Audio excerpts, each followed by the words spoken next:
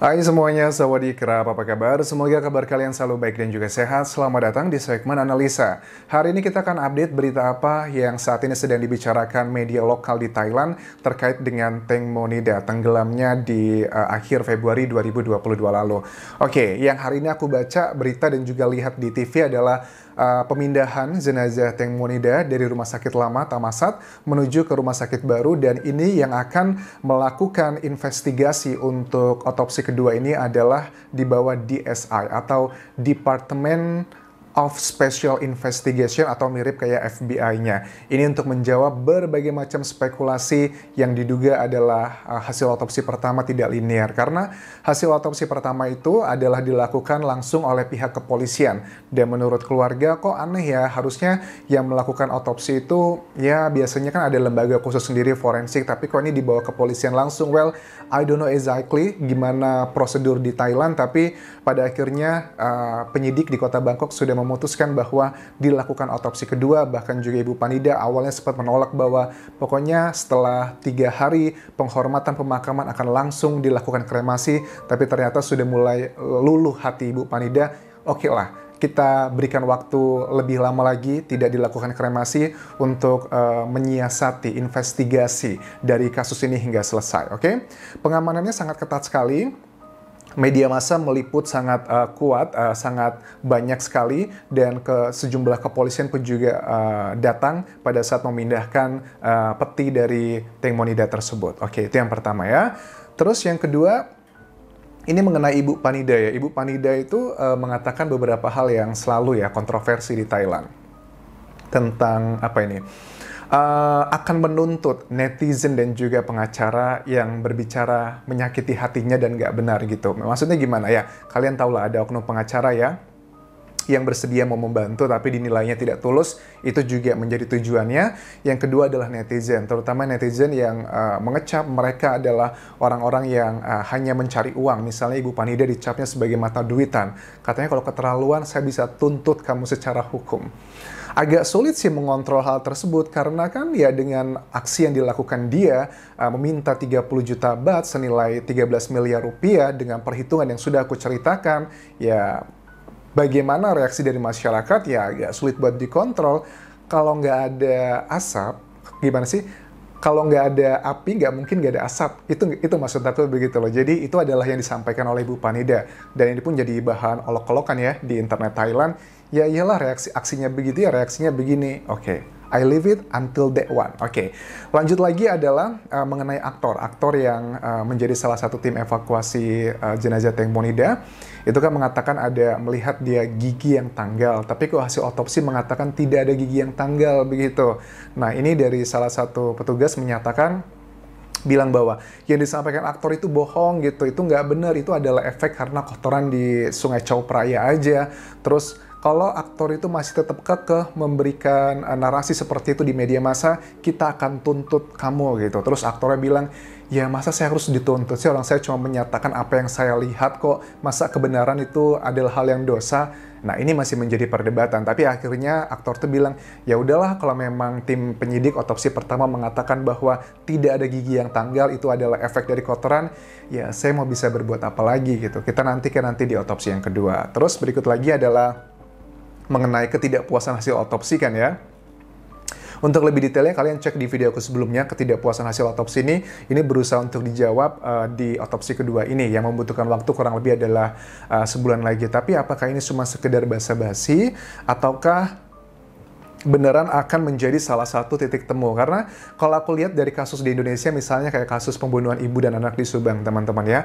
Jadi otopsinya juga 2 kali. Di otopsi pertama di kasus Subang tersebut, itu waktu kematiannya diperbaiki di otopsi kedua, yang which is itu sangat fundamental karena berhubungan dengan alibi dari para pelakunya. Nah, apakah di otopsi kedua ini penyebab kematiannya akan diperbaiki di otopsi kedua? Adalah possibility, karena di otopsi pertama kasusnya Teng Monida ini kan penyebabnya karena tenggelam, meninggalnya karena ada ditemukan pasir di paru-parunya. Kita lihat apakah ada perbaikan atau tidak. Terus juga ada lebam-lebam di kepala dan beberapa bagian tubuhnya, tapi dinyatakan di otopsi pertama tidak ada tanda-tanda kekerasan di tubuh korban. Itu adalah efek dari kotoran di Sungai Chao Phraya. Bagi aku sih nggak masuk logika, tapi video selengkapnya tentang ini kalian cek di video sebelumnya, di part sebelumnya ya. Oke, lanjut lagi adalah banyak yang tidak percaya termasuk kakak dari Teng Monida beserta ibunya tentang kronologi mau kencing ya. Jadi Teng Monida kan dikatakan katanya jatuh karena dia akan mau buang air kecil di ujung dari speedboat tersebut. Sudah dilakukan beberapa unofficial reconstruction kalau jatuhnya ke belakang, ngedeblak lah ya, dengan kecepatan tertentu atau nggak ada kecepatan. Itu kayaknya tidak mungkin kalau jatuhnya akan membuat langsung kematian. Itu adalah hal yang sangat nggak masuk logika. Tapi ya, ini adalah keterangan dari saksi, dan tentunya keterangan dari saksi bukanlah satu-satunya alat bukti, karena ada 4 alat bukti lainnya untuk menentukan satu orang menjadi tersangka, plus dengan melihat fakta sebenarnya apa yang terjadi. Terus juga mengenai tes alkohol, kan kita ketahui bahwa di hasil otopsi pertama, di tubuhnya Teng Monida memang ditemukan kadar alkohol dan juga kadar alkohol dan juga obat kayak antidepresi. Yang anehnya adalah kenapa di tubuh yang lainnya, saksi lainnya nggak ada alkohol. Ternyata baru diketahui juga di sini ada 2 orang yang tidak mau diambil tesnya. Itu kalau nggak salah dugaannya adalah Sen dan juga Gatik. Kenapa? Ini juga menjadi pertanyaan, apakah mereka kebal dengan hukum, apakah mereka terlalu dekat dengan oknum-oknum tertentu, makanya mereka punya, karena ini salah satu manfaatnya kalau saksi itu sudah punya pengacara. Kalau pengacaranya itu sudah menjaga saksi, pasti dia akan tahu sekali hak-hak dari si saksi tersebut. Jadi ya kalau saksi sudah punya pengacara, pada saat dilakukan pemeriksaan di kantor polisi, pengacara itu selalu ada berdampingan kemanapun, pada saat diperiksa selalu ada pengacaranya. Nah makanya ini menurut aku agak sulit ya, karena kan si Gatik itu pada saat melaporkan tentang tenggelamnya Teng Mo kan sudah didampingi langsung sama pengacara. It doesn't make sense bagi aku. Bagaimana mungkin orang yang baru aja katanya sahabatnya gitu kan ya, melaporkan tenggelamnya sahabatnya, tapi dia mencari pengacara terlebih dulu. Ya, ini mirip dengan sebuah kasus kalau kalian ingat-ingat juga dengan yang lain ya. Tapi ini ajas praduga tak bersalah ya. Aku hanya membandingkan patternnya gitu.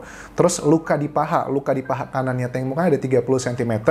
Itu sudah dipastikan bahwa itu terjadi sebelum meninggal. Dan itu tidak fatal. Jadi kalau luka setelah meninggal biasanya tidak ada bekas darah, tisu kulit tidak terkoyak, luka tak rusak. Jadi itu yang penjelasannya kenapa itu dikatakan sebelum meninggal. Terus itu nggak fatal, itu bukan menjadi penyebab kematiannya, tapi artinya bukan berarti bahwa luka di paha itu bukan nggak ada hubungannya dengan penyebab kematiannya, which is adalah tenggelam. Bisa aja kan gara-gara ada luka tersebut yang sakit luar biasa ngebuat Teng Monida nggak bisa berenang gitu, nggak bisa berenang di Sungai Chao Phraya dan akhirnya tenggelam. Walaupun ini bukan menjadi penyebab secara langsung, tapi bisa menjadi salah satu faktor penyebabnya yang menyebabkan Teng Monida mungkin pingsan atau karena kesakitan luar biasa nggak bisa berenang. So, secara langsung nggak ada efeknya, nggak ada dampak secara langsung, tapi bisa menjadi salah satu faktornya. Dan berikutnya adalah mengenai protes di kantor kepolisian Nonthaburi, tempat provinsi di bawah tempat provinsi yang dia tenggelam itu tetap sudah ada 3 tuntutan dari sejumlah fans dan juga orang-orang yang mendukung Teng Monida. Ada sekitar 2.000-an orang yang berdemonstrasi 2 hari berturut-turut. Salah satunya adalah meminta salah satu dokter di Thailand untuk melakukan otopsi yang kedua ini. Katanya dia terkenal dengan kredibilitasnya yang baik. Itu adalah yang menjadi salah satu tuntutannya. Terus juga diminta bahwa ada tim independen yang membantu untuk menangani kasus Teng Monida ini.